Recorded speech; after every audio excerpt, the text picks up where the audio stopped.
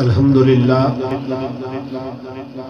الذی ہدانا الی الصراط المستقیم والصلاة علی من اختص بالخلق العظیم وعلی آلہ الذین قاموا بنصرة الدین القویم الامین المتین اما بعد فاعوذ باللہ من الشیطان الرجیم بسم اللہ الرحمن الرحیم لا تجعلوا دعاء الرسول بینکم کدعاء بعضکم بعضا صدق اللہ العلی العظیم وصدق رسولہ النبی الکریم الامین الرؤوف الرحیم ونحن علی ذالک لمن الشاہدین والشاکرین والحمدللہ رب العالمین۔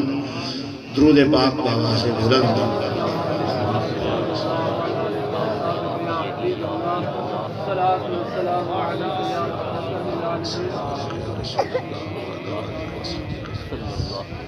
سٹیج پر تشریف فرما قابل صد احترام علماء کرام، معزز سامعین، انسان کا اللہ اور اللہ کے رسول کے بعد سب سے مقدس، مبارک، محترم رشتہ ماں باپ والا ہوتا ہے، اور ماں باپ زندہ ہوں تو ان کی خدمت کرنا لازمی اور ضروری ہے، بلکہ جو بندہ ماں باپ کو راضی نہیں کرتا، نمازیں پڑھتا رہتا ہے، عبادتیں کرتا رہتا ہے، فرمایا اس کی ایک بندہ اگر ماں باپ کی گستاخی کر بیٹھے 40 روز تک نہ اس کی کوئی فرض عبادت قبول کی جاتی ہے نہ نفل عبادت قبول کی جاتی ہے۔ لہذا اس مسئلے میں بڑی احتیاط سے کام لیا کریں۔ ماں باپ زندہ ہو تو ان کی خدمت کرنی ہے، ماں باپ فوت ہو جائیں تو پھر بھی ان کو بھول نہیں جانا، پھر بھی ان کی خدمت کرنی ہے۔ کس انداز میں کرنی ہے؟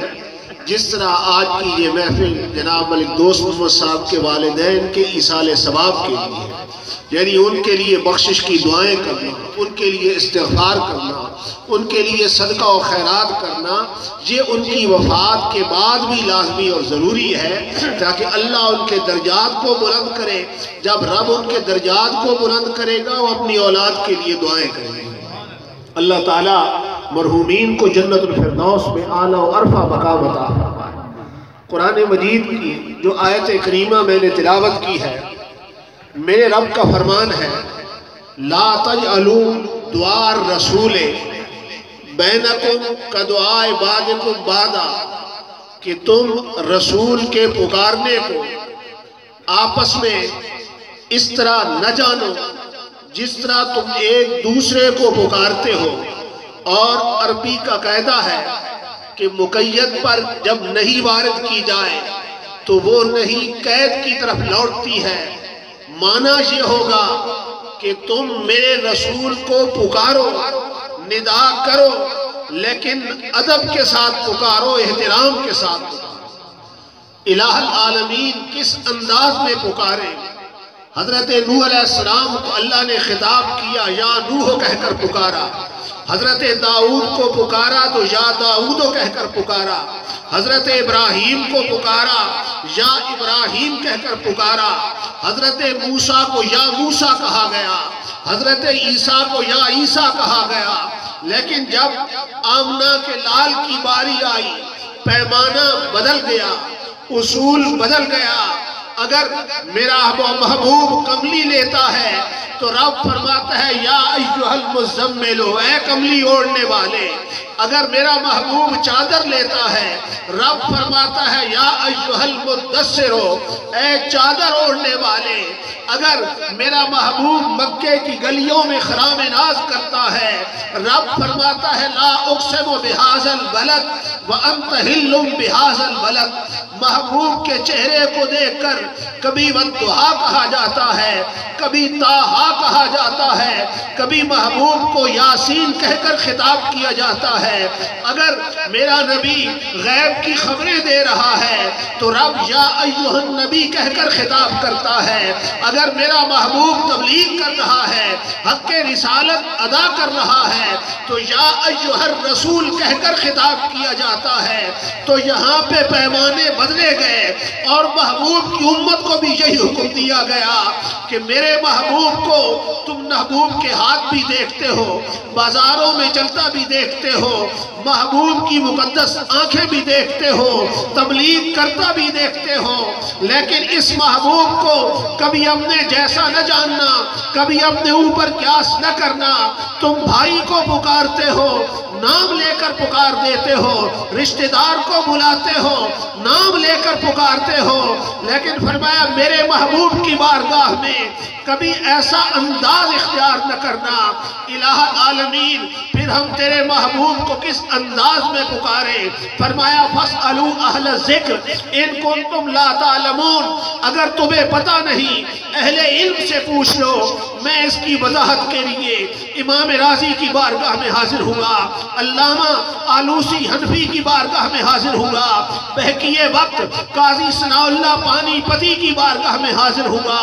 سب نے لکھا بِأَن تَقُولُوا یا رسول اللہ یا حبیب اللہ، تم نے اگر محبوب کو پکارنا ہو تو یا رسول اللہ کہہ کر پکارو، یا حبیب اللہ کہہ کر پکارو۔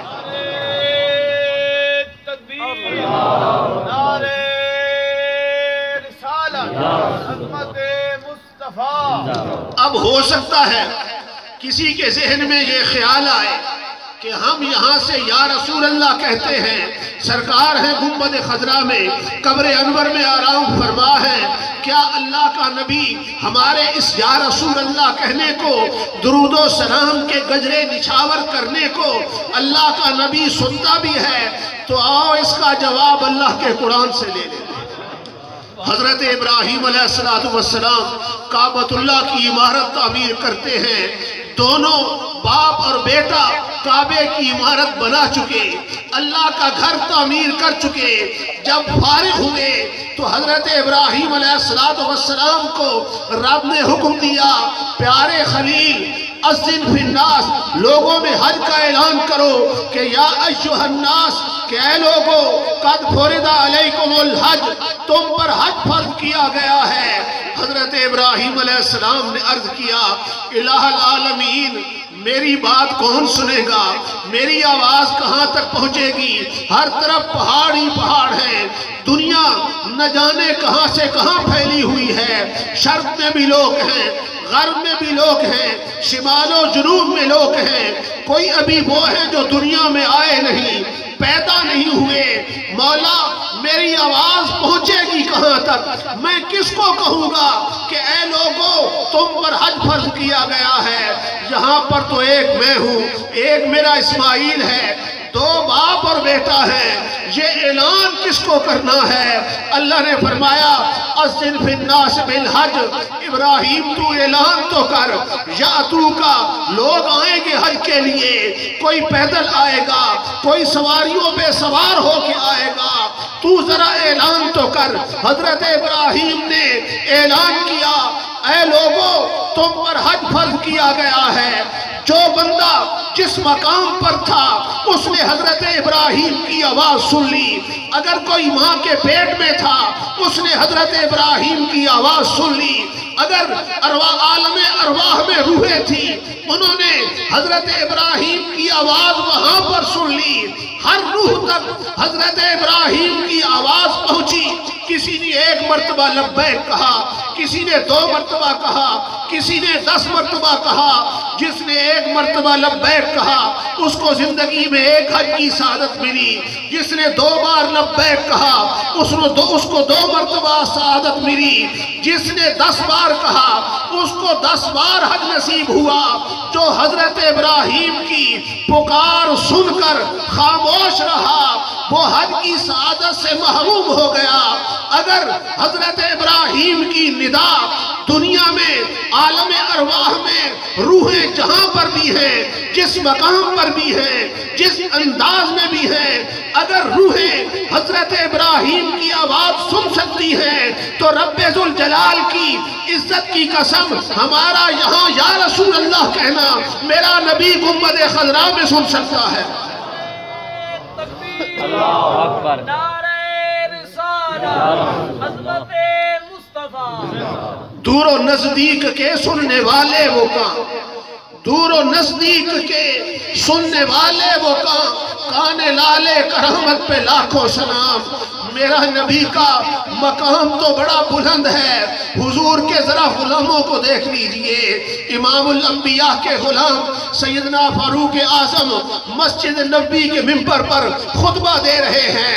حضرت ساریہ مدینے سے 1400 میل دور نہاون کے مقام پر جنگ کر رہے ہیں، دشمن کے ساتھ نبرد آزما ہے۔ عمر 1400 میل کے فاصلے پر مسجد نبی میں جمعے کا خطبہ دے رہا ہے۔ اچانک خطبہ دیتے ہوئے حضرت عمر نے سامنے کی طرف دیکھا اور کہا یا ساریت الجبل، یا ساریت الجبل، اے ساریہ پہاڑ کی طرف دیکھ، اے ساریہ پہاڑ کی طرف دیکھ۔ صحابہ حیران کہ ساریہ گئے ہوئے جہاد پر ہیں، دشمن کے ساتھ جنگ کر رہے ہیں، حضرت عمر خطبہ مسجد نبی میں دے رہے ہیں۔ لگتا یہ ہے کہ حضرت عمر خیالات کی طغیانی میں کہیں اور چلے گئے ہیں، ذہن میں کوئی خیال آیا اور حضرت ساریہ کو پکار دیا۔ صحابہ خاموش رہے، کسی نے اعتراض نہ کیا۔ جب جنگ ختم کر کے حضرت ساریہ واپس آئے، صحابہ نے کہا ساریہ ایک دن ہم نے بڑا عجیب منظر دیکھا، امیر عمر خطبہ دے رہے تھے، منبر پہ کھڑے تھے، اچانک انہوں نے کہا یا ساریت الجبل، اے ساریہ پہاڑ کی طرف دیکھ۔ حضرت ساریہ نے کہا ہاں بات ٹھیک ہے، میں دشمن کے ساتھ جنگ کر رہا تھا، دشمن کے لشکر کا ایک دستہ پہاڑ کی طرف سے میرے پیچھے سے مجھ پر حملہ آور ہو رہا تھا، میری توجہ اس طرف نہ تھی، اگر وہ پیچھے سے حملہ کر دیتا ہمیں شکست کا سامنا کرنا پڑتا۔ ابھی وہ حملے کی تیاری کر رہے تھے، میرے کانوں میں عمر کی آواز پہنچی کہ اے ساریہ پہاڑ کی طرف دیکھ، اے ساریہ پہاڑ کی طرف دیکھ۔ اللہ اکبر، ایک غلام کی طاقت یہ ہے کہ مدینے میں کھڑا ہوا نہاون کے مقام پر لشکر کو دیکھ رہا ہے، دوسرے غلام کی طاقت یہ ہے کہ مدینے سے عمر کی آواز کو سن رہا ہے۔ جس محبوب کے غلاموں کی قوت سماعت کا عالم یہ ہے، جس محبوب کے غلاموں کی قوت بصارت کا عالم یہ ہے، اس محبوب کی اپنی عظمتوں کا عالم کیا ہوگا؟ نعرہ رسالت، غلامان مصطفیٰ۔ یہ شان ہے خدمتگاروں کی، یہ شان ہے خدمتگاروں کی، سرکار کا عالم کیا ہوگا؟ جس محبوب کے غلاموں کا یہ مقام ہے، اس محبوب کی اپنی عظمتوں کا عالم کیا ہوگا؟ اللہ اکبر۔ تو فرمایا محبوب کو پکارنا ہو تو یا رسول اللہ کہہ کر پکارو، یا حبیب اللہ کہہ کر پکارو۔ قرآن کے دوسرے مقام کو دیکھیے، میرے رب نے فرمایا ان اللہ وَمَلَائِكَتَهُ يُصَلُّونَ عَلَى النَّبِي، بے شک اللہ اور اس کے فرشتے نبی پر درود بھیجتے ہیں۔ اے ایمان والو تم بھی درود بھیجو اور سلام بھیجو جس طرح سلام بھیجنے کا حق ہے۔ اب یہاں پہ دو حکم دیے گئے ہیں، ایک ہے درود کا حکم اور دوسرا ہے سلام کا حکم، اور دونوں حکم الگ الگ ہیں۔ نماز میں ہم دونوں حکموں پر عمل کرتے ہیں لیکن کرتے الگ الگ عمل ہیں، اکٹھا نہیں کرتے۔ اتحیات للہ والصلوات والطیبات، آگے کیا پڑھتے ہیں؟ السلام علیک ایھا النبی، سلام ہے تجھ پر اے نبی۔ اچھا اے کر کے تو اس کو خطاب کیا جاتا ہے نا جو سامنے ہو سن بھی رہا ہو، اسی طرح ہے یا نہیں؟ میں کہتا ہوں اے مولانا شفیق صاحب میرے سامنے بیٹھے ہیں، تو یہاں پر بھی حرف ندا ایھا النبی اے کر کے خطاب کیا جا رہا ہے۔ اس مقام پہ وہ شاک آئے، وہ فرماتے ہیں نمازی جب تو نماز پڑھنے کے لیے بیٹھا کر صحابہ نے حضور سے پوچھا تھا آقا مل احسان، یہ احسان کیا ہے؟ میرے نبی نے فرمایا ان تعبد اللہ کأنک تراہ، احسان یہ ہے کہ تو اللہ کی اس طرح عبادت کر گویا تو رب کا دیدار کر رہا ہے، رب کا دیدار کر رہا ہے۔ فَإِن لَمْ تَكُنْ تَرَاهُ، پھر حضور نے فرمایا اگر تیرا وہ مقام نہیں ہے، تیری وہ شان نہیں ہے کہ تو اس سٹیج پہ پہنچ سکے، فَإِن لَمْ تَكُنْ تَرَاهُ، اگر تیرا وہ مقام نہیں تو تیرا نظریہ اور عقیدہ یہ ہونا چاہیے فَإِنَّهُ يَرَاكَ، میرا رب میری ہر ہر اٹھنے والی سانس کو دیکھ رہا ہے، ہر ہر حرکت کو دیکھ رہا ہے۔ تو بندہ وہ فرماتے ہیں کہ جب نماز پڑھتا ہے حضور کی امت کے خواص کی اولیاء کی، یعنی عبادتیں کر کر کے، ریاستیں کر کر کے، مجاہدے کر کر کے جو اس سٹیج پر پہنچ گئے کہ رب نے فرمایا احببتہ، میں ان کے ساتھ محبت کرتا ہوں، جو اس سٹیج پہ پہنچے، فرمایا وہ لوگ جب بیٹھتے ہیں نا دوزانوں، پڑھتے ہیں اتحیات للہ والصلوات والطیبات، اور ان مناجات کے ذریعے رب کا انہیں قرب نصیب ہوتا ہے، انہیں تنبیہ کی جاتی ہے کہ دیکھو تمہیں رب کی بارگاہ میں حاضری، رب کی بارگاہ میں سجدے کرنے کی توفیق امام الانبیاء کے صدقے عطا کی گئی ہے۔ جب وہ توجہ کرتے ہیں فَإِذَا الْحَبِيبُ فِي حَرَمِ الْحَبِيبِ حَاضِرٌ، اللہ کا نبی بھی رب کی بارگاہ میں حاضر ہے اور حضور کو دیکھ کر کہتے ہیں السلام علیکہ ایھا النبی ورحمۃ اللہ۔ نعرہ رسالہ، عظمت مصطفیٰ۔ علامہ اشمعی حقی نے اس پر بڑی تفصیلی بات کی ہے، وہ کہتے ہیں سرکار کی امت میں کئی ایسے گزرے ہیں کہ جب وہ پڑھتے تھے اتحیات للہ والصلوات والطیبات، جب سلام کی باری آتی پردے ہٹا دیے جاتے، حجابات اٹھ جاتے، سامنے آمنہ کے لال کا چہرہ ہوتا اور کہتے السلام علیکہ ایھا النبی ورحمۃ اللہ وبرکاتہ۔ تو نبی علیہ السلام کو نماز میں ایھا النبی کہہ کر خطاب کر رہے ہیں، تو دو حکم ہیں، ایک ہے سلام کا اور ایک ہے درود کا۔ اچھا سلام کا حکم بعد میں ہے اور تاکید سلام کے ساتھ ہے، درود کے ساتھ تاکید نہیں ہے۔ رب نے فرمایا صلو علیہ، درود بھیجو۔ جب درود سلام کی باری آئی فرمایا وسلموا تسلیما، سلام بھیجو جس طرح سلام بھیجنے کا حق ہے۔ اور نماز کی ترتیب میں، آیت کی ترتیب میں درود پہلے ہے، سلام بعد میں ہے۔ نماز کی ترتیب میں سلام کو پہلے رکھا گیا اور درود کو بعد میں رکھا گیا۔ درود کو بعد میں رکھا گیا تو یہاں پر بھی میرے رب نے فرمایا کہ میری اے ایمان والو، میں بھی محبوب پر رحمتیں بھیج رہا ہوں، میرے فرشتے بھی بھیج رہے ہیں، تم بھی میرے محبوب کی بارگاہ میں درود کا نذرانہ بھی پیش کرو اور سلام کا نذرانہ بھی پیش کرو۔ الہ العالمین، ہم نے تیرے محبوب کی بارگاہ میں سلام کا نذرانہ پیش کر دیا۔ اچھا ایک بات اور بھی سنیں کہ نماز میں ہم جب پڑھتے ہیں نا، حکم ہے دونوں پر الگ الگ عمل کرتے ہیں۔ السلام علیکہ ایھا النبی پڑھ کے سلمو پہ عمل کیا، اللہم صلی علی محمد وعلی آل محمد، تو یہ سلو پر عمل کیا۔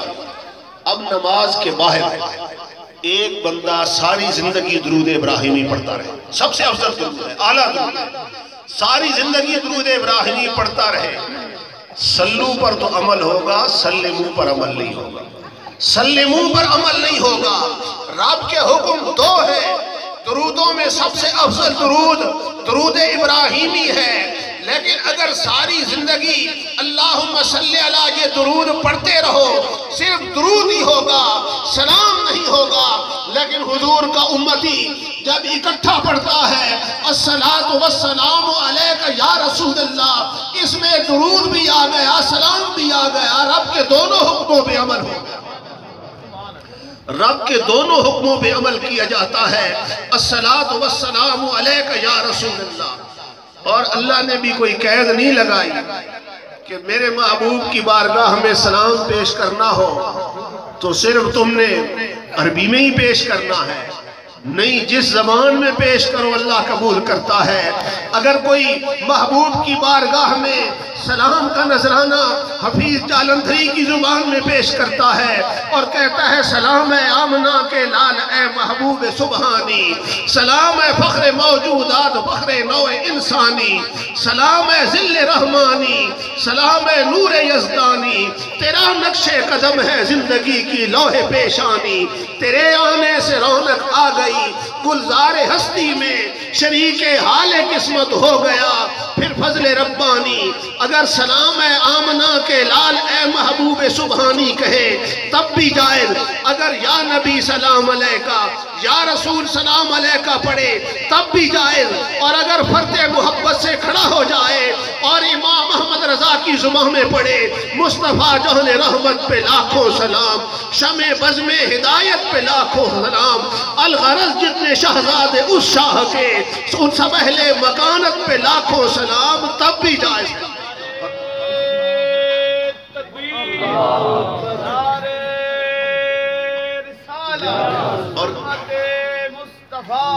اور یہ جو پڑھتے ہیں نا مصطفیٰ جان رحمت پہ لاکھوں سلام، شمع بزم ہدایت پہ لاکھوں سلام، پڑھا جاتا ہے نا نماز کے بعد جلسوں کے اختتام بھی۔ اس کے کبھی آخری مصرے پہ غور کیا ہے؟ اعلیٰ حضرت کہتے ہیں نا مجھ سے خدمت کے قدسی کہے ہاں رضا، اس کا مطلب کبھی غور کیا ہے؟ اعلیٰ حضرت اپنی عقیدت کا اظہار کرتے ہیں اور ایک خواہش کا اظہار کرتے ہیں کہ قیامت کے دن جب آقا کا دربار لگا ہو، فرشتے حضور کی غلامی میں حاضر ہوں، فرشتے دائیں بائیں کھڑے ہوں، میری حاضری ہو تو مجھ سے خدمت کے قدسی کہے۔ وہ فرشتے جو آقا کی خدمت میں حاضر ہیں وہ مجھ سے خدمت کے قدسی کہیں ہاں رضا، کہ وہ فرشتے مجھے کہیں اے رضا چل پڑھ مصطفیٰ جان رحمت پہ لاکھوں سلام، شمع بزم ہدایت پہ لاکھوں سلام۔ اس خواہش سے لکھا تھا کہ قیامت کے دن محبوب کا دربار لگا ہوگا، میری حاضری ہوگی جب میں بددہا کے مکھڑے کو دیکھوں گا، اور وہ فرشتے جو نوکری پر معمور ہوں گے مجھے دیکھ کر کہیں گے مجھ سے خدمت کے قدسی کہے ہاں رضا، مصطفیٰ جان رحمت پہ لاکھوں سلام، شمع بزم ہدایت پہ لاکھوں سلام۔ تو محبوب کی بارگاہ میں جس زبان میں بھی سلام پیش کیا جائے جائز ہے۔ اور پھر سرکار نے خود فرمایا ما من احد یسلم علیہ الا رد اللہ علیہ روحی حتی رد علیہ السلام۔ فرمایا میرا امتی دنیا میں کسی مقام پر ہو، کسی گوشے میں ہو، جب میری بارگاہ میں سلام کا نذرانہ پیش کرتا ہے تو آپ نے فرمایا رد اللہ علیہ روحی، میرے رب نے میری روح واپس کر دی ہے، میری روح لوٹا دی ہے، حتی رد علیہ السلام، وہ سلام پیش کرتا ہے میں اس کے سلام کا جواب بھی دیتا ہوں۔ حضور نے فرمایا میں جب سلام پیش کرتا ہے میں اس کے سلام کا جواب بھی دیتا ہوں۔ عرض کیا گیا آقا سلام پیش کیا جاتا ہے، درود پیش کیا جاتا ہے، آپ سن بھی لیتے ہیں، جواب بھی دے لیتے ہیں، لیکن پہچانتے بھی ہیں حضور کہ کون پڑھ رہا ہے؟ تو حضور نے فرمایا اسمع صلاۃ اہل محبتی و عارفہم، میں اہل محبت کا درود سنتا بھی ہوں اور پہچانتا بھی ہوں کہ میرا فلاں غلام فلاں مقام پر کھڑے ہو کر یا بیٹھ کر میری بارگاہ میں درودوں کے نذرانے پیش کرتا ہے۔ تو پھر میں کیوں نہ کہوں فریاد امتی جو کرے حال زار، فریاد امتی جو کرے حال زار میں ممکن نہیں کہ خیر البشر کو خبر کرے۔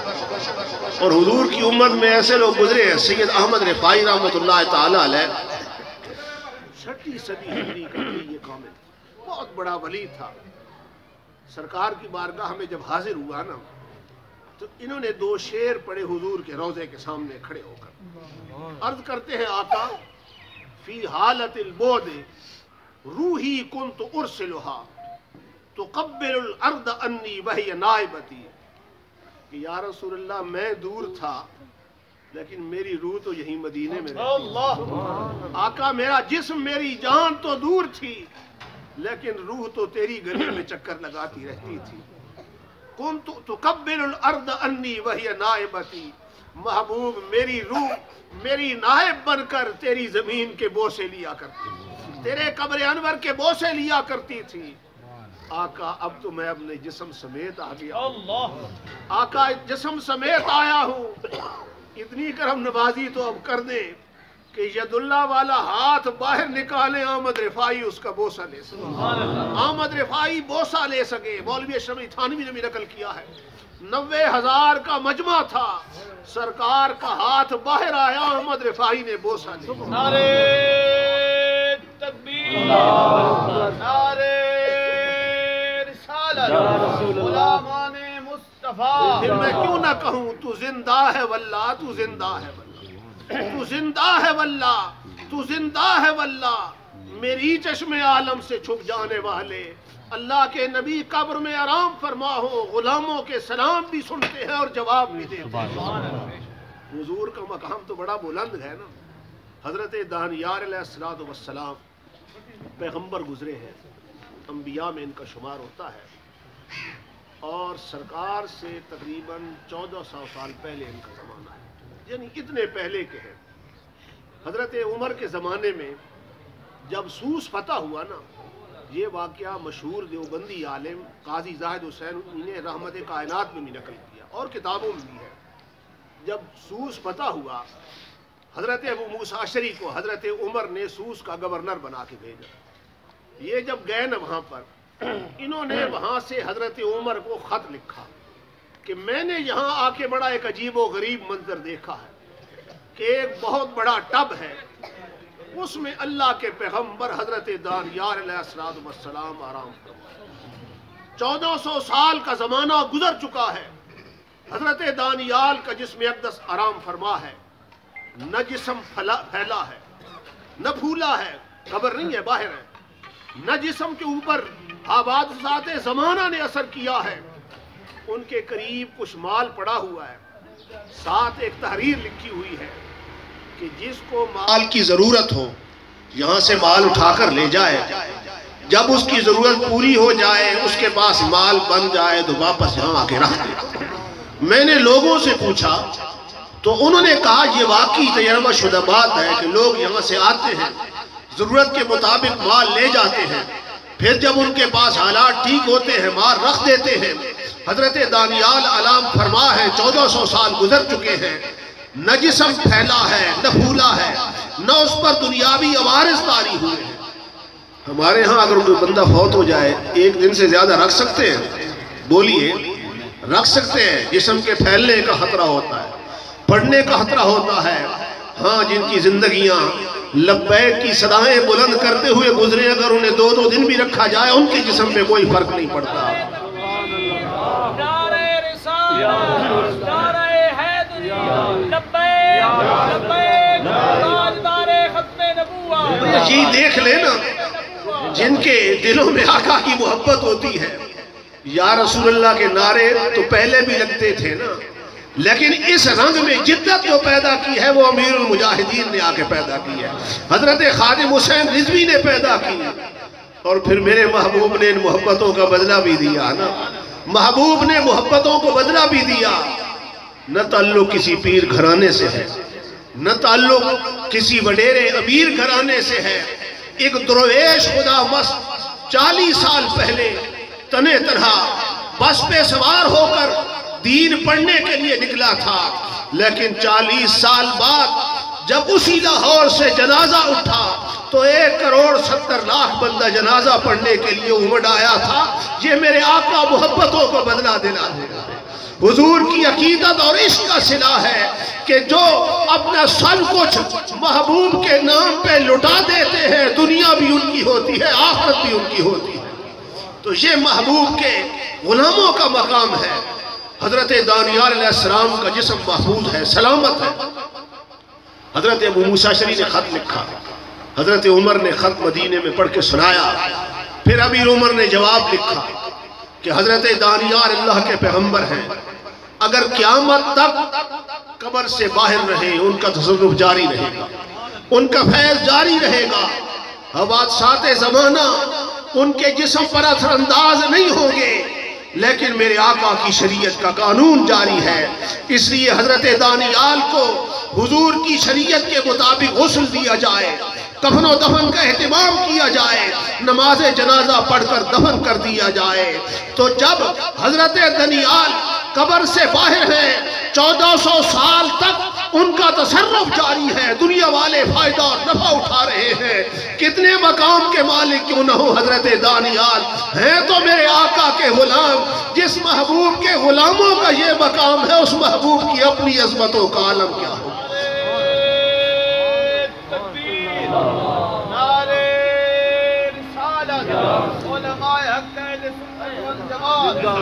اور یہ نعرے یا رسول اللہ کے آج صرف ہم نہیں لگا رہے، صحابہ کا طریقہ بھی یہی تھا۔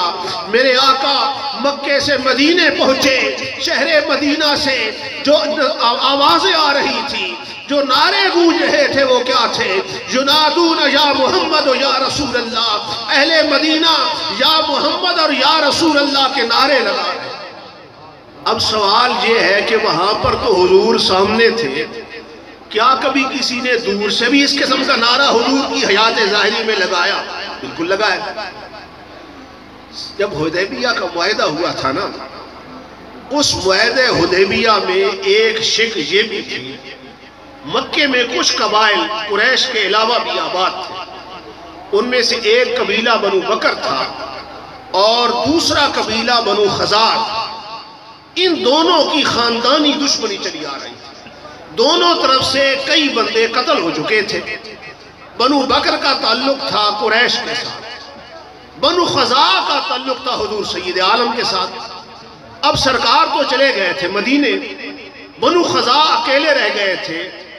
ایک شک یہ لکھی گئی تھی کہ بنو بکر اور بنو خزاعہ کے درمیان اب اگر جنگ ہوئی تو قریش بنو بکر کی امداد نہیں کریں گے، حضور بنو خزاعہ کی امداد نہیں کریں گے۔ لکھی اس لیے گئی تھی کہ بنو خزاعہ جو تھے یہ پس رہے تھے، سرکار نے یہ شرط اس لیے رکھی کہ بنو بکر کی امداد قریش نہیں کریں گے، تعلق ہے ان کا، بنو خزاعہ کا تعلق میرے ساتھ ہے، میں ان کی امداد نہیں کروں گا۔ یہ طے کر دیا گیا۔ ایک سال گزر گیا، سال کے بعد بنو بکر کے ایک آدمی اور بنو خزاعہ کے ایک آدمی کی آپس میں لڑائی ہو گئی، جھگڑا ہو گیا۔ بنو بکر نے قریش کو امداد کے لیے پکارا، قریش نے کہا اب ہے دن، رات کو ہم تمہارے ساتھ معاملہ کریں گے، تمہاری امداد کریں گے۔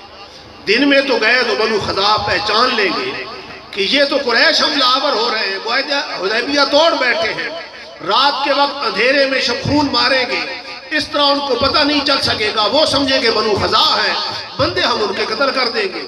طے یہ کر دیا گیا، رات کے وقت قریش کے ساتھ مل کر بنو خزاعہ نے، بنو بکر نے شبخون مارا، ان کے 20 یا 30 بندے قتل کر دیے گئے۔ بنو خزاعہ نے پہچان لیا کہ یہ قتل و غارت تو قریش کر رہے ہیں، بنو بکر میں تو اتنی جرت نہیں ہے، بندے پہچان لیے گئے کہ یہ قریشی ہیں۔ اس وقت قبیلہ بنو خزاعہ کا ایک بندہ مکے سے باہر نکلا اور اس نے پکارا یا رسول اللہ، قریش تو حدیبیہ کا معاہدہ توڑ بیٹھے ہیں، اب ہمارا کیا بنے گا؟ میرے آقا 300 میل دور مدینہ طیبہ میں تہجد کے وقت اس وقت وضو فرما رہے تھے۔ سرکار کا اس رات کا قیام حضرت میمونہ کے ہاں تھا، سرکار نے وضو کرتے ہوئے اچانک زور سے فرمایا لبیک نصرتا، لبیک نصرتا، لبیک نصرتا، میں حاضر ہوں تمہاری مدد کی جائے گی، میں حاضر ہوں تمہاری مدد کی جائے گی۔ حضرت میمونہ نے عرض کیا یا رسول اللہ، شہر مدینہ پر تو ہو کا عالم طاری ہے، کوئی پکارنے والا ہے نہیں، یہ کس کی امداد کے وعدے کیے جا رہے ہیں؟ میرے نبی نے فرمایا میمونہ ھذا راجز بنی کعب یستصرخنی، یہ قبیلہ بنو کعب کا راجز ہے جو مکے سے مجھے پکار رہا ہے کہ قریش حدیبیہ کا معاہدہ توڑ بیٹھے ہیں، میں اس کے ساتھ مدد کا وعدہ کر رہا ہوں کہ میں تیری مدد کو پہنچنے والا ہوں۔ مکے سے پکارا جا رہا ہے، میرا نبی مدینے میں سن رہا ہے، جو نبی مکے کی پکار کو مدینہ میں سن سکتا ہے تو رب ذوالجلال کی عزت کی قسم ہمارا یہاں یا رسول اللہ کہنا گنبد خضرا میں سن سکتا ہے۔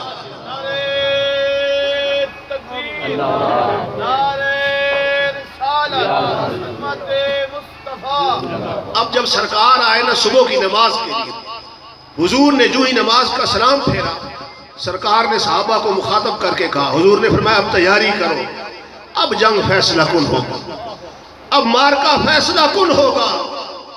صحابہ کسی صحابی نے ادب، احترام، عقیدت کی انتہا دیکھی، کسی صحابی نے یہ جرأت نہیں کی کہ یا رسول اللہ جنگ ہوگی کس کے ساتھ؟ قریش کے ساتھ تو معاہدہ ہے حدیبیہ کا، باقی ہر طرف سے سرحد محفوظ ہے، یہ لڑائی کس کے ساتھ کرنی ہے؟ کسی نے سوال نہیں کیا، تیاری کر دی جنگ کی۔ ایک دوسرے سے پوچھتے تھے کہ یار یہ جنگ ہوگی کس کے ساتھ؟ ایک دن بھی گزر گیا، دوسرا دن بھی گزر گیا، تیسرے یا چوتھے دن وہ بندہ جو مکے سے چلا تھا نا، وہ صبح کی نماز کے وقت مدینہ طیبہ پہنچا، اس نے مسجد نبوی کے باہر کھڑے ہو کر دعائی دی۔ صحابہ کو اس وقت پتا چلا کہ 3 دن پہلے یہ مکے سے اللہ کے نبی کو پکار رہا تھا، اللہ کا نبی اس کی مدد کا وعدہ کر رہا تھا، اور پھر ہوا کیا؟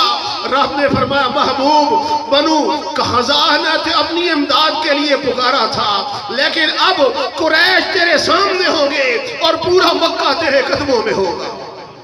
تو یہ ہے محبوب کو پکارنا، ہر دور میں یا رسول اللہ کہہ کر پکارنا۔ اہل ایمان کا یہی طریقہ رہا ہے، یا رسول اللہ کے نعرے سے ہم کو پیار ہے، جس نے یہ نعرہ لگایا اس کا بیڑا پار ہے۔ اللہ تعالیٰ یوسف صاحب کے والدین کی حضور کے ذکر کثرت کے مغفرت فرمائے، انہیں جنت الفردوس میں اعلیٰ و عرفہ مقام عطا فرمائے۔ وما علینا الا البلاغ المبین۔